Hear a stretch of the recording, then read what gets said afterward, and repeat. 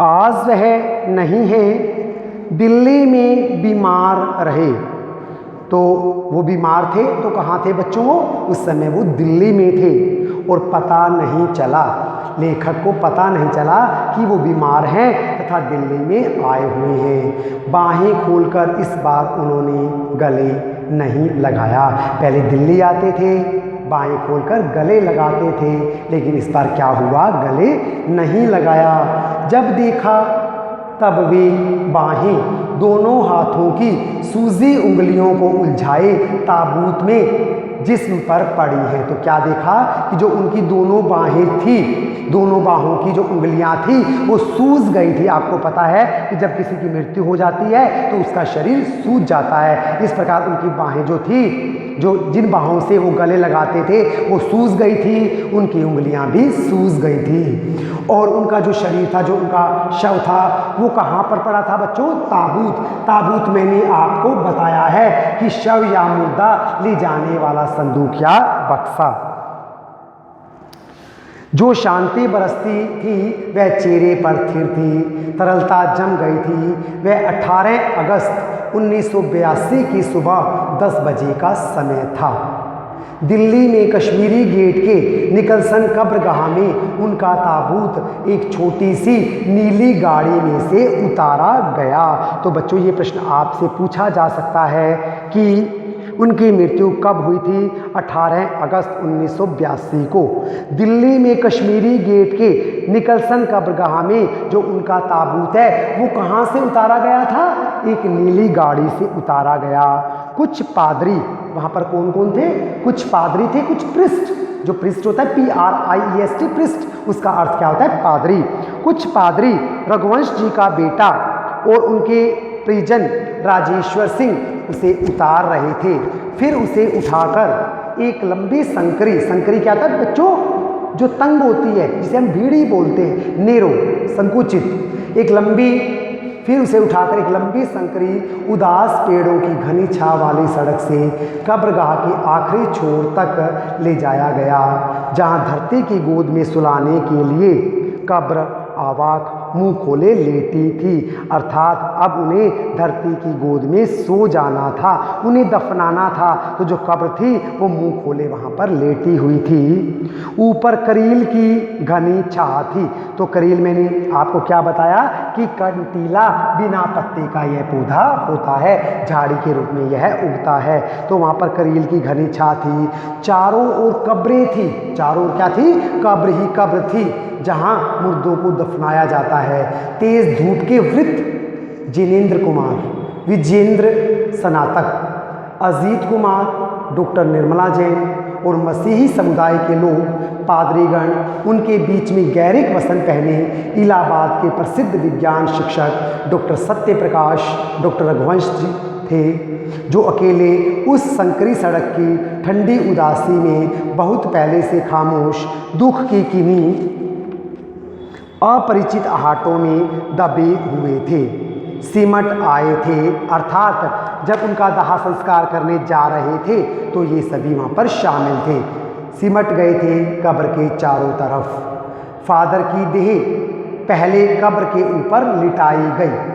तो जो इनका शरीर था वो कब्र के ऊपर लिटा दिया गया था। मसीही विधि से अंतिम संस्कार हुआ था। तो बच्चों ये प्रश्न एक बार परीक्षा में पूछा गया था कि उनका अंतिम संस्कार किस प्रकार किया गया था। तो आप क्या बताएंगे कि फादर के शरीर को पहले कब्र के ऊपर लिटाया गया, फिर मसीही विधि से उनका अंतिम संस्कार किया गया था। किसके द्वारा? उनका अंतिम संस्कार किसने किया बच्चों? रांची के फादर पास्कल तोयना के द्वारा।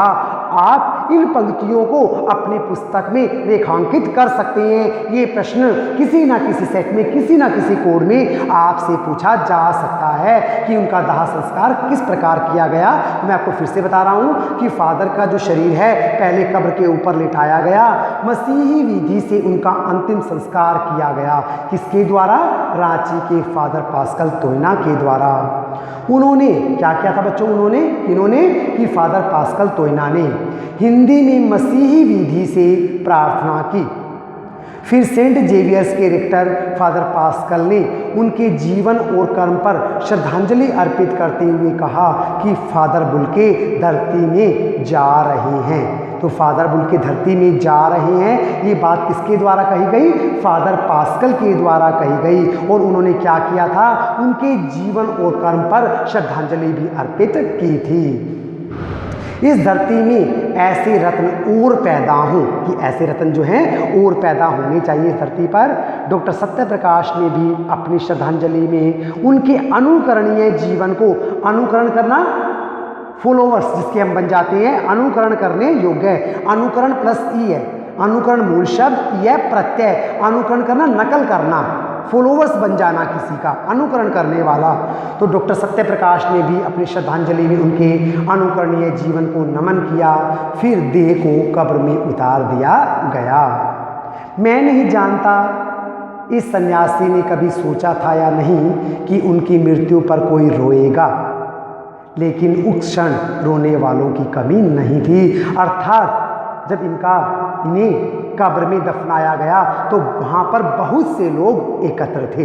तो इसलिए क्या कहा लेखक ने कि मैं नहीं जानता कि इस सन्यासी ने कभी सोचा था या नहीं कि उनकी मृत्यु पर कोई रोएगा, लेकिन उस क्षण रोने वालों की कमी नहीं थी। नम आँखों को गिनना स्याही फैलाना है, अर्थात जो भी वहाँ पर उपस्थित थे वे सभी रो रहे थे। तो ये जो प्रश्न है, नम आँखों को गिनना स्याही फैलाना है, ये आपके अभ्यास के प्रश्न में भी दिया गया है। इस तरह हमारे बीच से वह चला गया जो हम में सबसे अधिक छायादार, फल फूल गंध से भरा, सबसे अलग, सबका होकर सबसे ऊंचाई पर मानवीय करुणा की दिव्य चमक में लहलाता खड़ा था।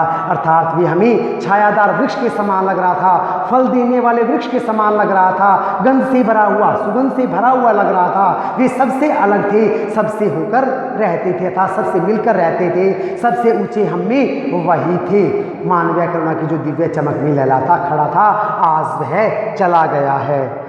जिनकी स्मृति हम सबके मन में, जो उनके निकट थे, किसी यज्ञ की पवित्र आग की आँच की तरह आजीवन बनी रहेगी। जो उनकी याद है हम सबके मन में, इन सबके मन में जो हम उसके निकट थे, जो उसके नियर एंड डियर थे, जो उनके प्यारे थे, उनके प्रिय थे, उनकी यादें हम सबके मन में जो उनके निकट थे, किसी यज्ञ की पवित्र आग की आँच की तरह आजीवन, आजीवन पूरा जीवन, आजीवन जीवन पर्यंत, जो आप अव्ययीभाव समास करते हैं, आजीवन जीवन पर्यंत, जीवन भर, तो जो उनकी यज्ञ की पवित्र आग की आँच की तरह आजीवन बनी रहेगी। मैं उस पवित्र ज्योति की याद में श्रद्धानत हूँ। अर्थात उन्हें लेखक ने पवित्र ज्योति कहा है और उस पवित्र ज्योति को वो याद कर रहे हैं, और उसकी याद में उन्होंने क्या कर लिया? अपने सिर को श्रद्धा से झुका लिया। तो बच्चों, आपको ये अध्याय समझ में आ गया होगा। तो अब आप इस अध्याय को पढ़ेंगे। यह आज आपका गृह कार्य रहेगा। धन्यवाद।